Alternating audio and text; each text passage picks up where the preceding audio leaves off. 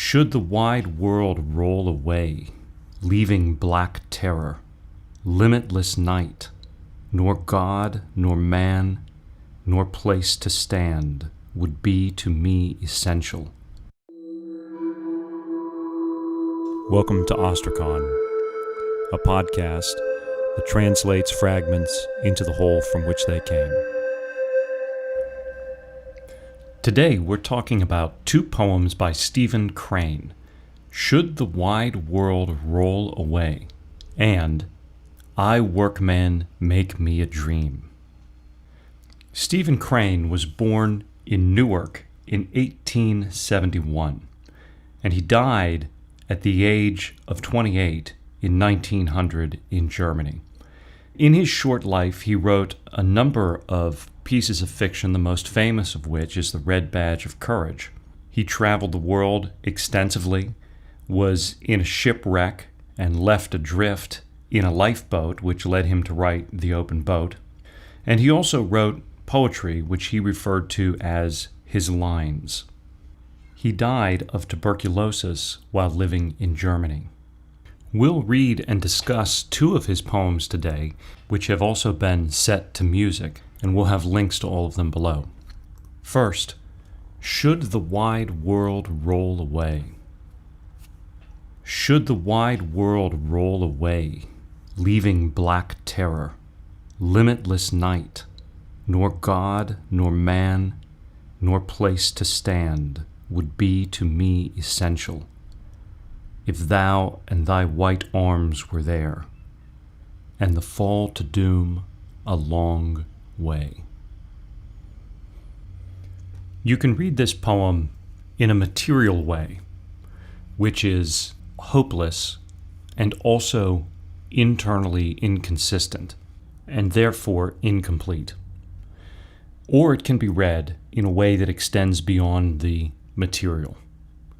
Let's look at what's happening in the lines. The speaker is in a place of desolation. Should the wide world roll away, everything that is familiar, material reliance, has been stripped. And what is left? Black terror. The contingency, the fragility, the mortality of life and the universe are exposed, and the speaker is left in fear.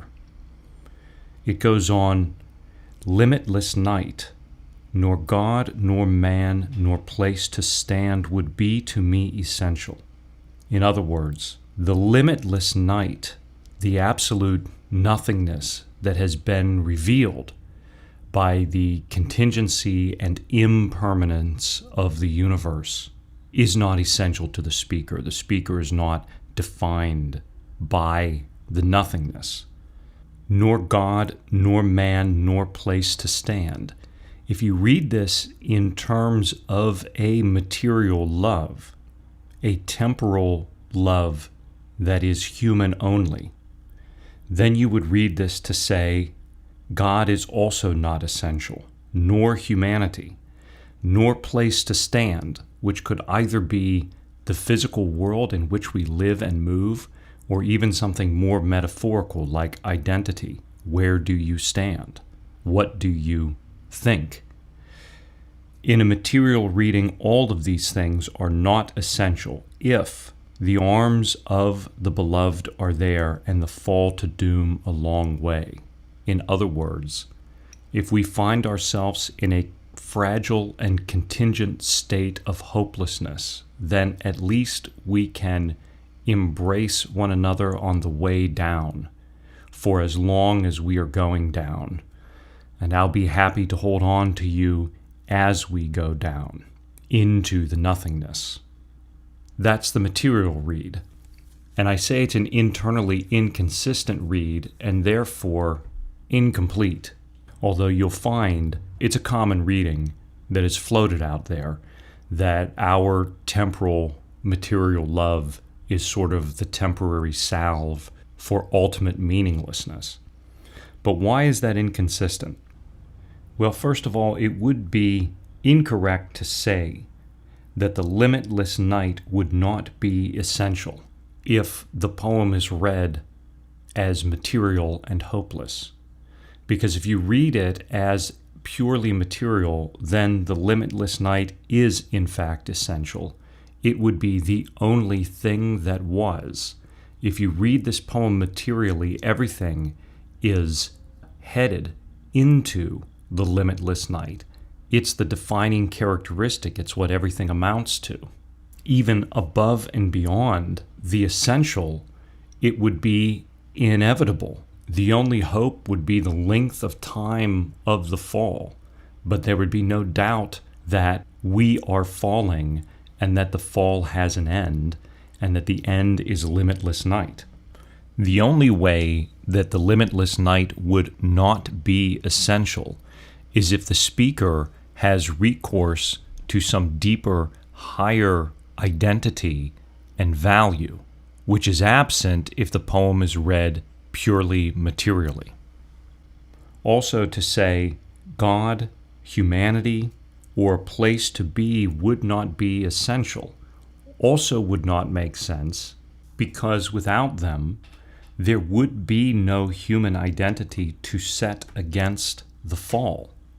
You could argue there would be no way to love, even in the confines of a purely material embrace during the fall, if there were no human identity, individual identity, or higher value.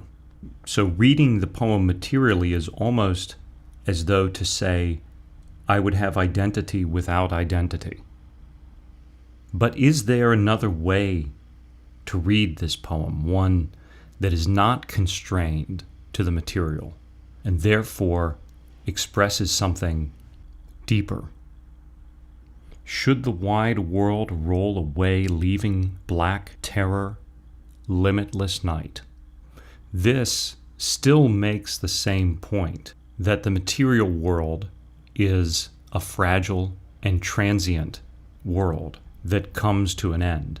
However, instead of taking that as a reason to embrace on the way down, it can also be read as a caution that we cannot identify ourselves with something that we know would be taken away.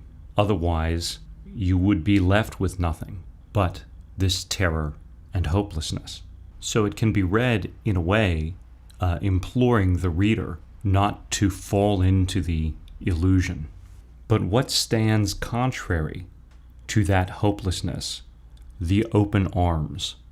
The arms described as a white light set against the darkness, a counterpoint of nothingness, moving away out of emptiness, which could be the reliance on the contingency and impermanence of the world, moving away from the emptiness to a source, something that is opposite to emptiness, described here as opposite in color, but more deeply, the opposite of emptiness is fullness, coming into the open arms of a positive identity, almost like the open arms of Christ on the cross. And what happens when you come into this antidote to nothingness? It's only in that position that the essentials have melted away. Limitless night is not essential because we have been defined against it as something that is not empty. And what about the next line? God, humanity, identity would not be essential. There's only one way in which that could be true, that you have come into God in an eternal sense. You have moved out of the world of contingency, where it is essential to hold fast to our faith and identity in order to survive. And instead, you have come into the oneness with God, into the fullness of being that is the promise of the resurrection. The only way that our personal identity and source could not be essential is to be out of the place where they sustain us against a lack thereof, and instead to be in them, to simply be them. Essential means that something is needed, and the only way for these things not to be needed is for them to be achieved unconditionally and eternally. So therefore, the entry into the eternal eliminates the contradiction that is there in the material. Then you have that final fulcrum of a line, and the fall to doom a long way. But what's interesting about that line is the poem never says that the speaker is in fact falling. If you read the poem materially, that there is nothing but the ground which is pulled out from under the speaker, then the assumption is made that the speaker is falling now. But what the line actually says is that the fall to doom is a long way.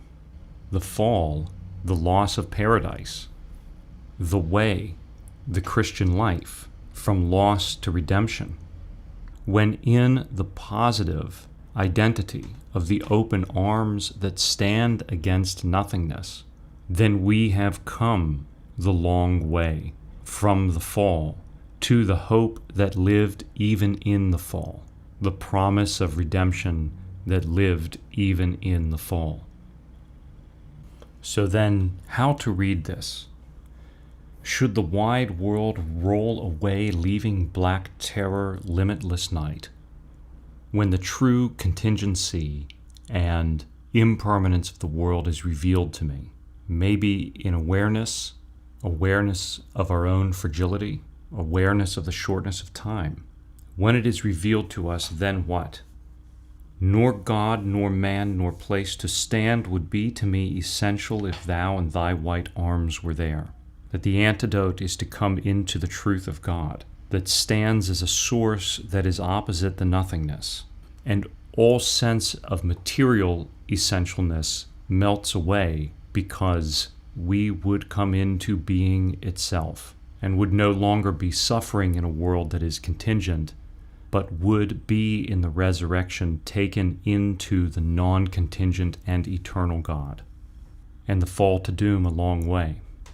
To make that move, we would have come the long way, the long walk of a lifetime, the long walk of mistake and learning, and not giving up hope, the long way from the fall to salvation, the long way walked by Christ himself, who spreads wide the positive image of these open arms. And rather than reveling in hopelessness, the poem would say that hope in something stronger than death is the only way out of the material that ends.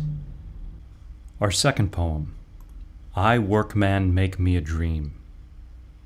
I, Workman, make me a dream for my love.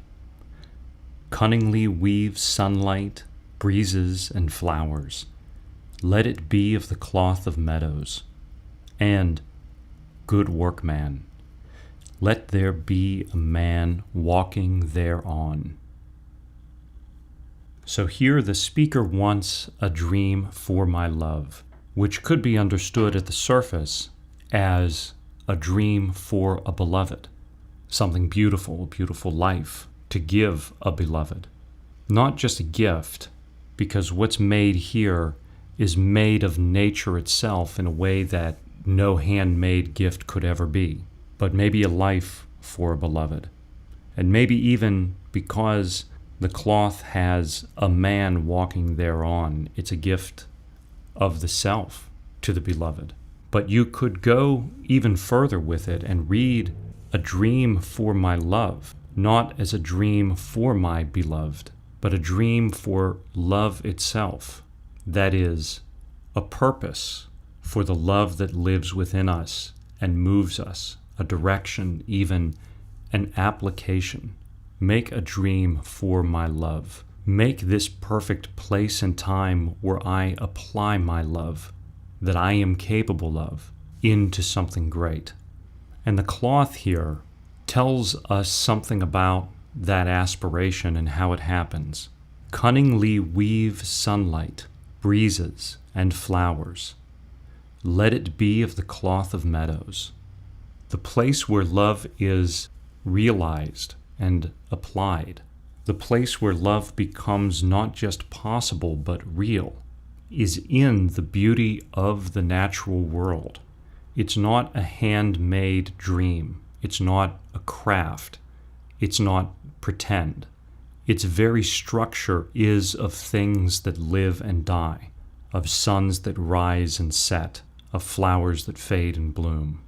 It lives in time and beauty. It is not an artifice. Love is made of the life that we are in. And in the same sense, the life and the world that we are in is made for this opportunity and possibility of love.